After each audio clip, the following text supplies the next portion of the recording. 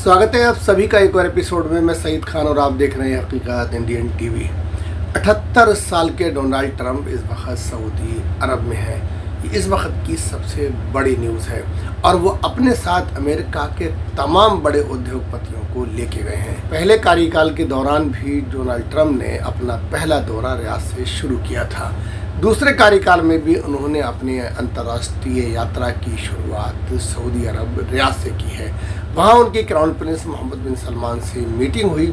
उसके बाद उन्होंने एक सभा को संबोधित किया और उन्होंने उस संबोधन के दौरान कहा कि आप रात को सोते कैसे हो, आप इतना कुछ करते हो, सो कैसे पाते हो। कुछ लोग रात भर करवटें बदलते हैं और जो लोग रात भर करवटें नहीं बदलते हैं वो लोग अपनी मंजिल तक नहीं पहुंच पाते। ट्रंप के इस अनोखे अंदाज से मोहम्मद बिन सलमान भी हंस पड़े और वहां बैठे तमाम दर्शकों ने इस पर तालियां बजाईं।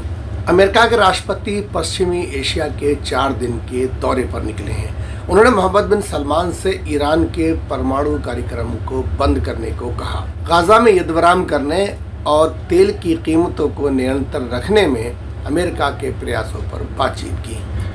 ट्रंप सऊदी अरब की राजधानी रियाद के किंग खालिद अंतर्राष्ट्रीय हवाई अड्डे पर पहुंचे और उसके बाद वहां शाही फैमिली ने उनका ज़बरदस्त यानी कि शाही अंदाज में स्वागत किया। डोनाल्ड ट्रंप की यात्रा सऊदी अरब के बाद कतर और संयुक्त अरब अमीरात जाने वाली है और इस यात्रा में ट्रंप के 2 बड़े बेटे भी शामिल हैं जो ट्रंप ऑर्गेनाइजेशन यानी कि रियल एस्टेट की बड़ी परियोजनाओं का निर्माण करते हैं, जिसमें जद्दा में एक बहुमंजिला टावर, दुबई में एक लग्जरी होटल, कतर में एक गोल्फ कोर्स और विलास कॉम्प्लेक्स शामिल हैं। साथ ही सऊदी के साथ आर्टिफिशियल इंटेलिजेंस में अरबों रुपए के समझौते हुए हैं। साथ ही ट्रांसफॉर्मेशन टेक्नोलॉजी में भी 80 अरब के समझौते हुए हैं। इस सौदे की पृष्ठभूमि में ट्रंप के साथ कई दिग्गज अमेरिकी टेक लीडर सऊदी अरब पहुंच गए हैं। एनवीडिया के सीईओ जेनसेन, टेस्ला के एलन मस्क, ओपनएआई के ऑल्टमैन, AMD के सिसाऊ और पैलेंटियर के एलेक्सा जैसी नामी कंपनियों के CEO और बड़े अधिकारी इस प्रतिनिधि मंडल में शामिल हैं। इस मौके पर व्हाइट हाउस ने सऊदी अरब में अमेरिका के 600 अरब डॉलर के निवेश की घोषणा की है। साथ ही 142 अरब के रक्षा सौदे, 80 अरब डॉलर की टेक्नोलॉजी में निवेश, ऊर्जा, अंतरिक्ष और खेल क्षेत्र में भी कई समझौते हुए हैं।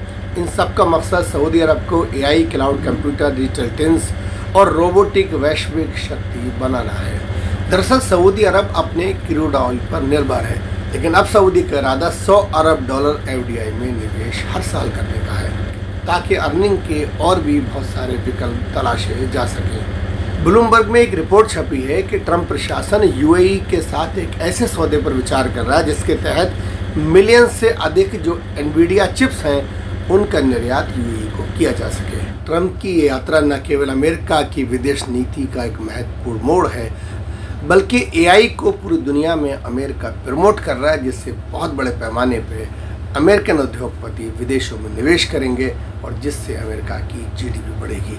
लेकिन बहरहाल हम अभी AI में काफ़ी पीछे हैं। अब देखना ये होगा कि चाइना और दूसरे देश इस टेक्नोलॉजी पर क्या जवाब देते हैं।